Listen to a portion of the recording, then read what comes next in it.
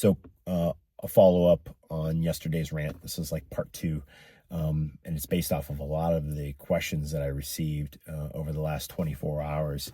And the folks, their teachers, parents, were asking stuff about, hey, what can we do? What should we be looking for? How do we know where our training and our security is at?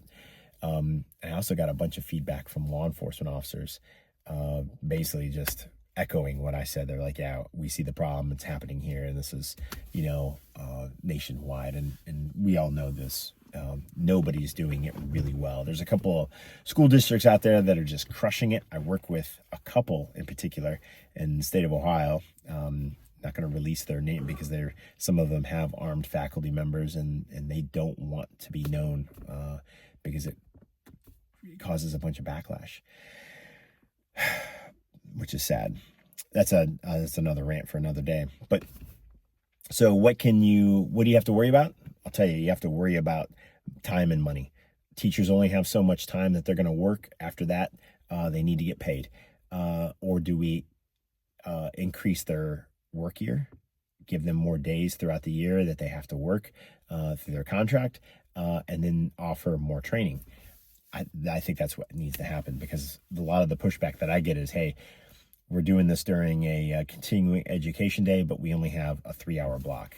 A 3-hour block is great if we can do it here and we do another 2-hour block over here and then another 3-hour block later in the year. And then they're running stuff with their kids, teaching them the stuff that they're learning. And then we're doing scenario-based training. That's how it works. But that's not what's happening. What's happening is the teachers are getting some training here and there.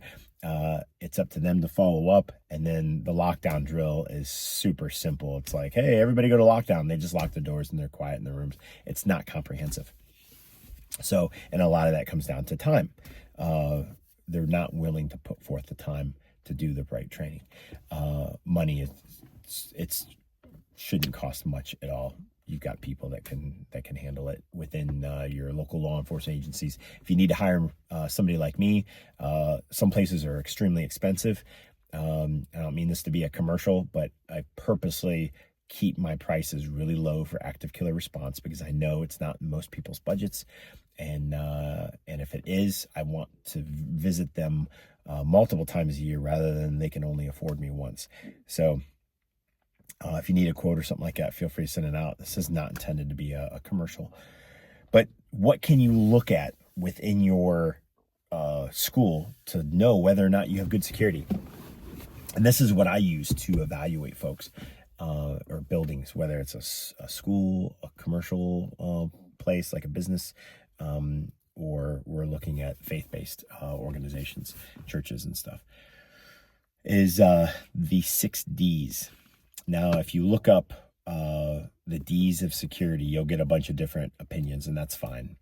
Everybody is on the right track. They're just differing opinions, and this is my opinion. This is my background on it. So the 6 Ds: detect, deter, delay, deny, defend, and destroy.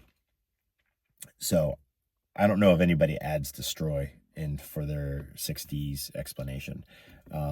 And I'll get to why I do that. But starting off with the first D, detect. How do we detect the threat? It's not just that they're in the building. Oh no, we hear gunshots or we saw somebody on a camera. That's one part of it. And I'm going to give a cliff notes of this stuff because this is an in-depth conversation. This is an in-depth aspect, and each building is a little bit different.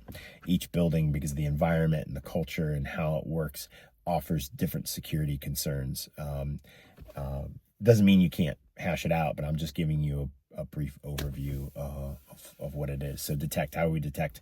How do we detect them early? The earlier you can detect them, the better off you are. So a good example is active killer, or a killer and murderer, Ethan Crumley.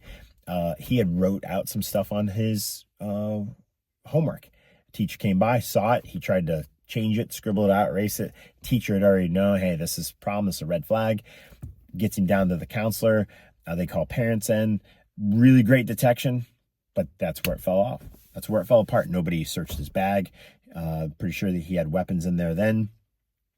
He's in the office, and nobody really got involved at that point. They just said, hey, there's a problem, and then it fell short there. But do we have a path to let people know? all right? And then the right people getting involved, including law enforcement. So we need to be able to detect. The other detection side of it is from a training standpoint. Are we letting faculty members know? This means cafeteria workers, custodians, bus drivers, teachers, and principals, that their head's on a swivel and they're looking for things that are a problem, and then they're able to report it properly and timely. Timely meaning if I'm an algebra teacher and I look out my window and I see something that looks like a threat on campus, see somebody walking that in a place that they shouldn't be walking, it looks like they're carrying maybe a gun case, and I'm like, hey, this is bad. I shouldn't have to call the office to report it and then have the principal come down to determine or question what I'm telling them, or they're calling law enforcement to figure everything out. If I see this, I can quickly call a lockdown. That takes training, because we need to build confidence in those teachers, because this isn't their wheelhouse. We need to make them feel comfortable that they can do this, and then we create the culture that when they do it, it ends up being nothing, just some guy trespassing across the property and he was carrying something, it ended up being a guitar case or something, that we don't ridicule them when that happens. And I know it sounds silly. It's like, oh, it happens a lot, and that's why people don't act. Read the book, The Unthinkable.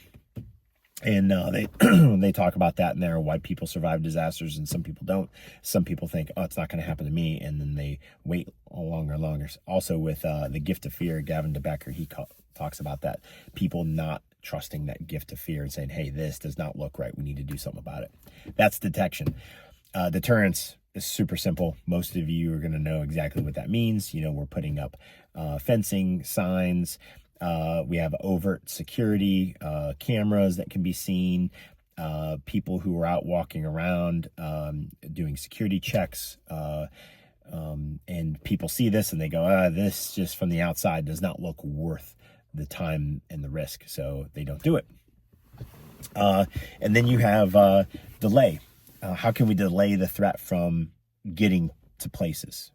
That's getting on campus, getting into the building, getting into wings of the building or areas, and then getting into specific rooms. So do we have proper security set up, fences, gates, locked gates? How can we delay them from getting in, right? That sort of thing. Deny means it's going to take them a lot of effort to get into those areas. All right, so maybe it's not just a fence and then climb over. It's a fence with razor wire on top. That's an example. I'm not saying your school should look like a prison. I'm just giving you an example. Then if I climb over, I'm going to get all messed up, and it's not worth. So I can't climb over the fence. So it denies me even having access to that area. Or hardened chains and locks. So if I bring bolt cutters, I can't even cut through them. If I get to a door that I have to fire rounds through the glass, but they've put 3M film on the glass that doesn't allow bullets to just smash it to 1,000 pieces.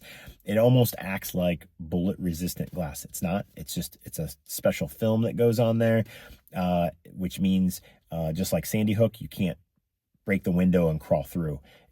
You're going to be wasting a bunch of ammo and time and effort trying to get in there. It's denying you access through that window. But denial isn't forever. It could turn into something that's just a delay. How motivated is that person? They could break the window enough and then, spend 30 to 60 seconds scraping out everything to make a hole big enough for them to go through. Or they've brought tools to be able to break the door, the breech door, which is not common. That doesn't happen. It's a rare instance because people know they're on a timeline that they have to get in there. So the more we can delay and deny them access to areas, the better off we are. Do we have barricades so that even if they were able to get past the locking mechanism, or the lock wasn't locked because they're a sub or whatever, you have a backup lock, which is a barricade. So you have that to deny them access. Defend. Do your faculty members have permission to fight back? Or did you say, no, you're just allowed to throw stuff at them so they can't shoot accurately at you? And that's a technique that's taught by some organizations. Defend should be your ability to inflict harm, All right. We're talking about risk. We want the person to know there's a serious risk that they're going to get hurt because there's people on site that are willing to fight back. All right. That's defend. They don't have to win. They can just inflict pain and risk on this person so that maybe they leave. Right. Which comes into destroy. If everybody has that mindset, we can destroy that threat. Doesn't mean we have to kill them. That's not what I'm talking about. Destroying means I eliminate it. I just call it destroy because I didn't want to have the 5 D's and 1 E of security. So destroy. I also like destroy because it means something. Like it's not just eliminate, you're destroying. I want people to think differently about that. Destroying the threat can be a bunch of different things too. It's getting law enforcement involved, armed security, armed faculty on scene, giving them the ability to engage that guy and or gal, whoever the threat is, and making them a threat no more.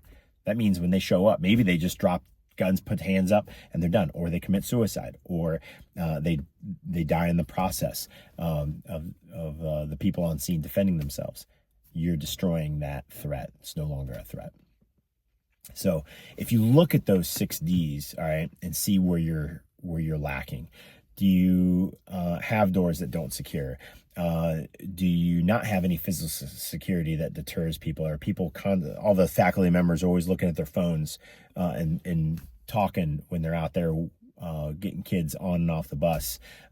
Is anybody, are we forcing teachers to maybe on an off period, instead of just walking through the halls, hey, take a different route, walk around the building and come in a different door so that you can be seen by people? Hey, there's always people out there kind of walking around, you're always seeing activity.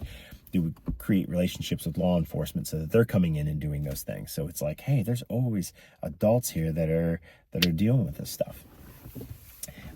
Can we create that good security atmosphere and environment? That's what it's about.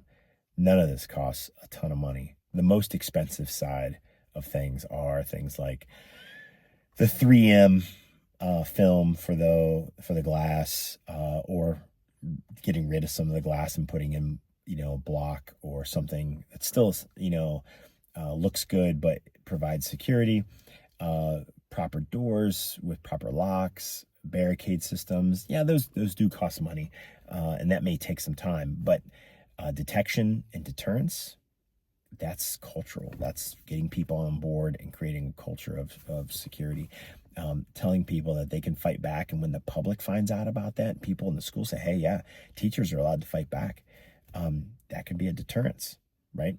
So, but it's constant. It's constantly working on this stuff, and that's what's important. So I know it's a long video. There's so much more to talk about, but I really think the more I've done this over 20 years of working with school security, church, the commercial side of things, it really takes people on the bottom pressuring those at the top to make change. So talking to your school board and saying, hey, this is not acceptable. We need to do something. How often are we training our faculty? Are they doing things like tabletop exercises? Are they doing realistic scenarios where they have to move kids into safe locations? Do kids know how to evacuate the cafeteria? Have we practiced that? And people are going, well, it's dangerous. What if a kid falls, scrapes his knee, twists his ankle? What if somebody runs off and they're delinquent, they don't come back after the drill? That's a cultural issue, or that's something that you need to follow up with the proper discipline. If little Jimmy was given permission to go hide in the school, and then when we got on the PA and said, hey, the drill is over, come on out, we're done doing this, and he went home instead because he wants to flick, well, you deal with it. That's how you fix that stuff. So we have to do something. There's no reason for this. I don't know why I didn't get more passionate about it before. I just always thought that everybody was just going to get on board and start getting better incrementally, and it's just not happening. So call your school boards, talk to other parents, talk to your kids, ask them what they're getting trained on. I asked my kids, and I'm not happy about how they've been trained within the schools. And the kids need training, and the teachers need training, and law enforcement needs to have a relationship with everybody in the building, and that's how we save lives.